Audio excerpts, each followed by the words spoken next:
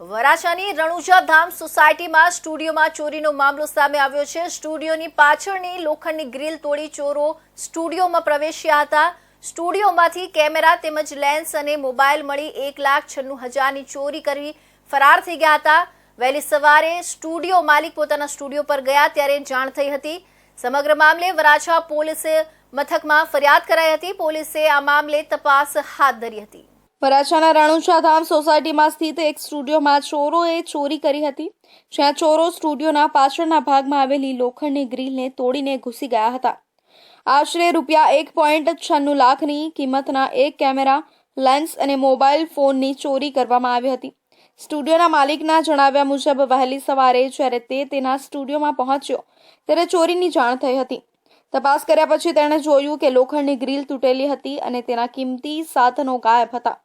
માલિકે તત્કાલિક વરાછા પોલીસ સ્ટેશનમાં ઘટનાની જાણ કરી, જ્યાં ઔપચારિક ફરિયાદ નોંધાવવામાં આવી। પોલીસે ચોરીની તપાસ શરૂ કરી છે, પુરાવા એકત્રિત કર્યા છે અને ઉપલબ્ધ કોઈપણ સુરક્ષા ફૂટેજની સમીક્ષા કરી છે।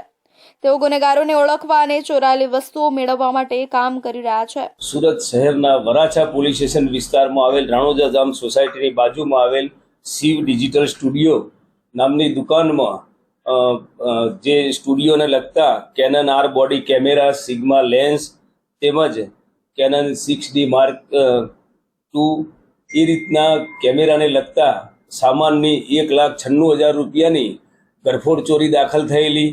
સુરત શહેર police commissioner Shri Anupamsinh Gehlot sir, special commissioner sector 1 બાબાંગ જમીર સર તેમજ ડીસીપી ઝોન 1 સરની સૂચના અને માર્ગદર્શન હેઠળ વરાછા પોલીસ સ્ટેશનના ઇન્સ્પેક્ટર તથા તેમની સર્વેલન્સની ટીમે આ બાબતે હ્યુમન તેમજ ટેકનિકલ ઇન્ટેલિજન્સના આધારે એક આરોપીની ધરપકડ કરેલ છે, જેમાં આરોપીનું નામ રાજ રઘુવી કુશવા અને તેની ધરપકડ કરેલ છે અને સમગ્ર ચોરીમાં ગયેલ તમામ મુદ્દામાલ હસ્તગત કરેલ છે।